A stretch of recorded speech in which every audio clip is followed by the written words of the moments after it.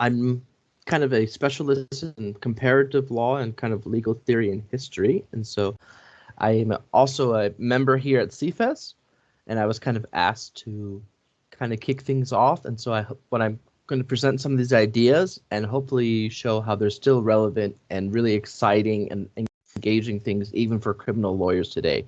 So you don't have to be an expert in 17th century French history or whatever to really appreciate what Montesquieu was trying to do, or in Italy what Beccaria was trying to do. Okay, so just a little bit about myself. So I'm an interdisciplinary scholar here at the Center for American Studies, which basically means when I was in graduate school, I was one of these guys who the advisor would keep telling you, oh, you have to just, pick a major, pick a field. They always encourage you to go more narrow, and I would always go broader, broader, broader. So that's what you get if you refuse to kind of settle down, you become an interdisciplinary scholar. So that's me. And I have connections here in WUJ. I'm a PhD student currently in WUJ, and I'm connected to the Tocqueville Center here.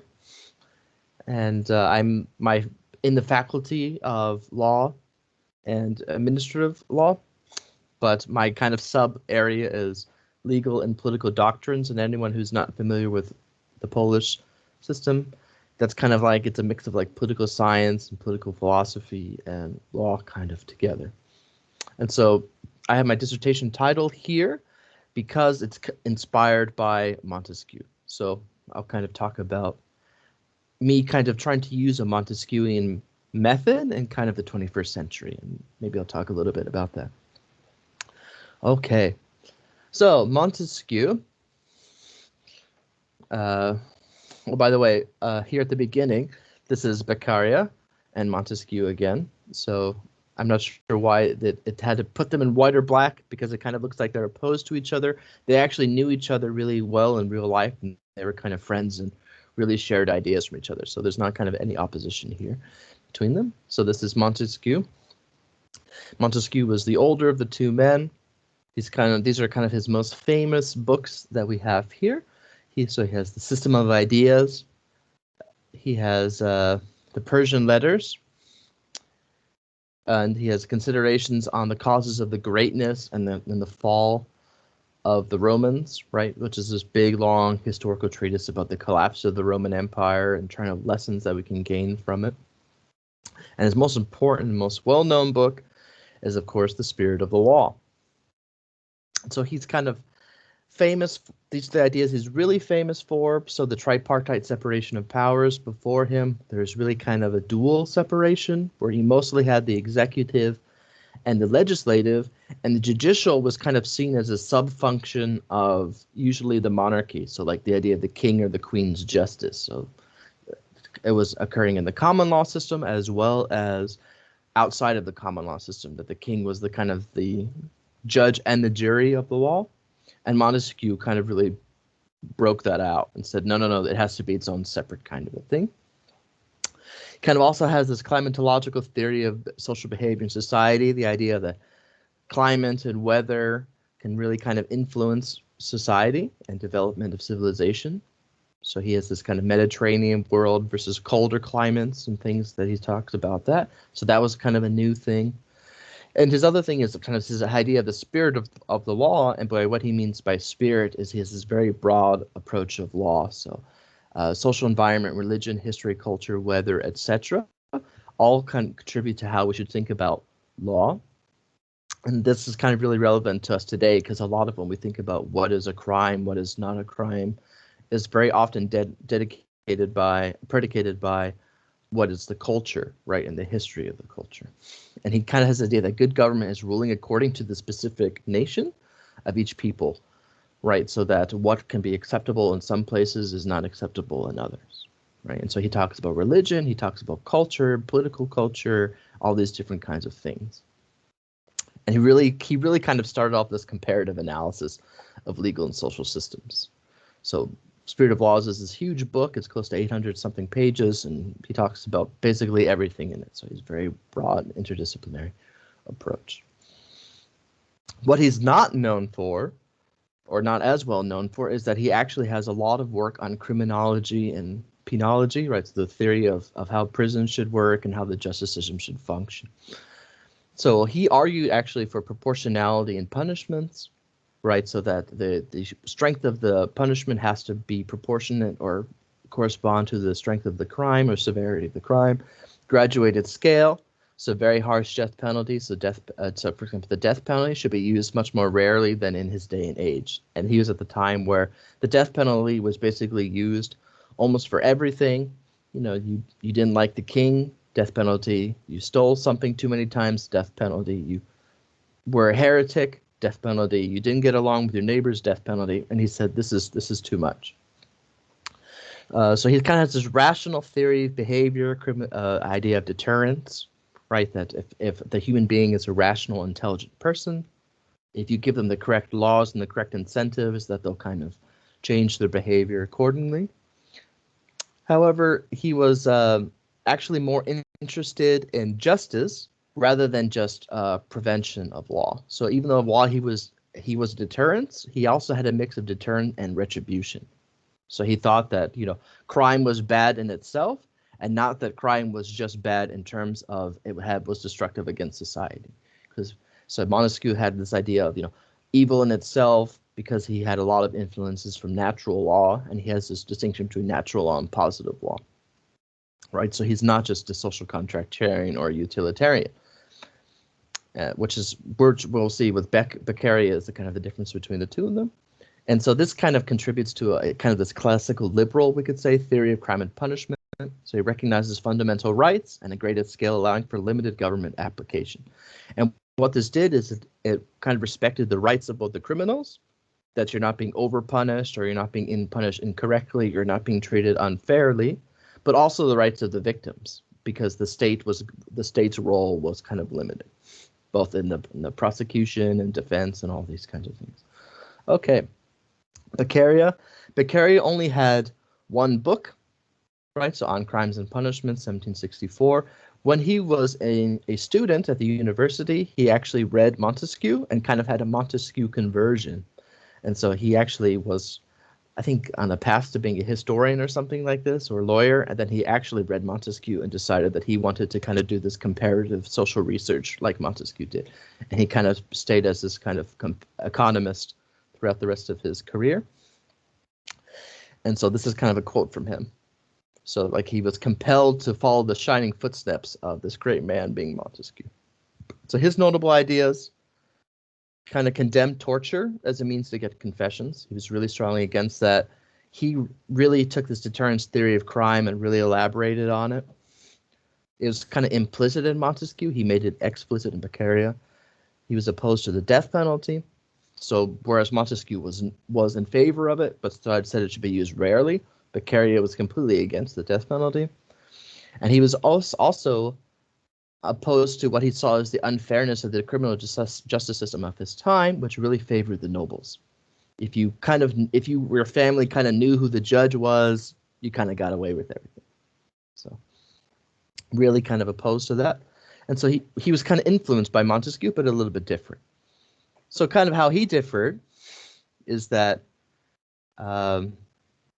he was really trying to change the existing legal system, and he wanted to make it kind of this rational justice system that was kind of equal for all and ground really in a rule of law, a law that was coherent, a law that made sense for everyone. So he was very strongly utilitarian. So while Montesquieu had some utilitarian elements, Beccaria is just straight utilitarian. Crimes and laws should be clearly written and generally understood or taught. So everybody has to know what the law is. Proportionality of punishment. Constancy of justice, right? So for him, it's not the severity of the law, but it's the ability of the courts to catch you. You know, once you commit a crime, you will be caught. That's what he was really concerned about. And also punishment should be quick and effective. So he doesn't call it habeas corpus, which comes from English law, but it's kind of a very similar idea, is that, you know, criminal processes should be swift, should be clear, the rules should be understood by everyone. And educational reform is kind of a necessary component to reduce crime. So I think this was an area of his stuff that has not been as well understood. and sounds very familiar to us today. And kind of is really interesting aspect there. And he was also opposed to gun control.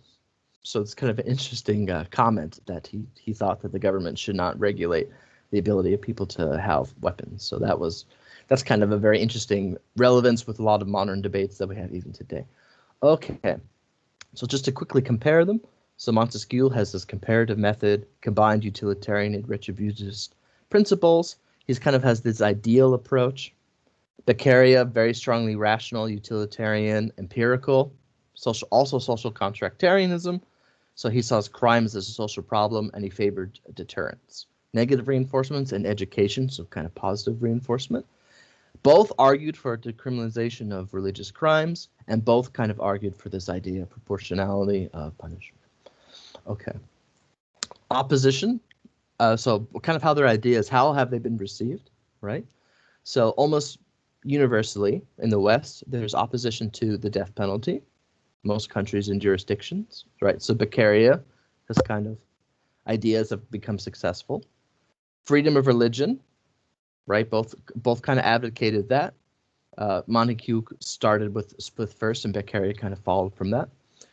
And decriminalization of blasphemy was really an important thing, which we don't see in a lot of like Sharia law systems, for example, or like, places in Africa and that have this kind of problem today. Independence of the judiciary and judicial processes necessary for justice. And so he actually, and this is Montesquieu, and he actually sees justice as an important part of the constitutional order. It's not just an accessory to, but it's actually part of that. Balanced forces between the defense and the prosecution. This is very important to Beccaria. Severity of punishment is not something good unto itself and can actually reduce deterrence. So what Beccaria kind of pointed out was that it's not just the severity of crimes being unjust, but if you keep using the most severe crime, there's kind of no, like, for example, if you use the death penalty for everywhere, there's nowhere higher that you can go from there. And people really become desensitized to that over time. So therefore, for him, whenever you have criminal reform, it's always lessening instead of increasing. And so we see that as a general trend in the world today, whereas the punishment for a crime today is generally much less than the same punishment when it was 30 or 50 or 70 years ago. So we see this kind of decreasing over time. And so this is going to be my last little slide here.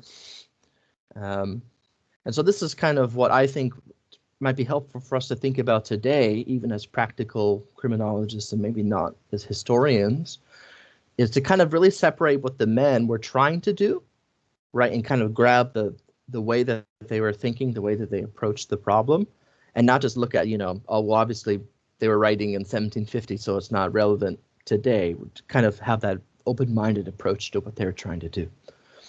So I think this is the really interesting. So Montesquieu has this mix of kind of pre-positivist, maybe natural law, whether or not he's a natural law thinker can be debated, and positive law. So today we kind of have this distinction between criminal law and constitutional law. And in Montesquieu, he says so how often do we hear, well, I'm a criminal lawyer, I'm not interested in constitutional law, or I'm a constitutional lawyer, I'm not interested in criminal law. He would say that's nonsense, they should be part of the problem. And for me, this is particularly interesting because I'm interested in constitutional law, but not criminal law. And so some of you might be interested in see it the other way around. And also Montesquieu kind of has this holistic multidisciplinary approach to legal systems. So that's why I kind of gave my dissertation, because that's what I'm trying to capture, this kind of mix of political science, mix of history, mix of political philosophy, as well as practical together, right? I think interesting for us today is Beccaria's criminal justice reform is decreasing punishments over time. Is that true in all cases? Why is it the case in some cases, but not the case in others? Are other kind of countries falling behind, going against this trend? Could be something interesting. And also Beccaria's understanding the role of education as a criminal deterrent. So not just that everybody in society should know what the laws are and be familiar with them, but also the role kind of improving the individual in terms of education as a way of reducing crime. Is that hypothesis true? Is it not true? Are there some exceptions to it? I think these are kind of some of these really exciting approaches that are still relevant for us even today. And so here are my just quick references if anybody is curious about them. This guy, I'll just point out here, this guy, David Carithers, has basically spent his entire career writing about Montesquieu. He's got a CV that's 10 pages long and 8 pages of it are just Montesquieu. So he's a really great guy to go to. And as we see, these are actually relatively recent articles within the last 3 to 5 years. So this is exciting and interesting stuff. And so if you're not, even if you're not a theorist or historian of law, I would say this is still relevant for criminology today. So thank you and that's the end of my talk.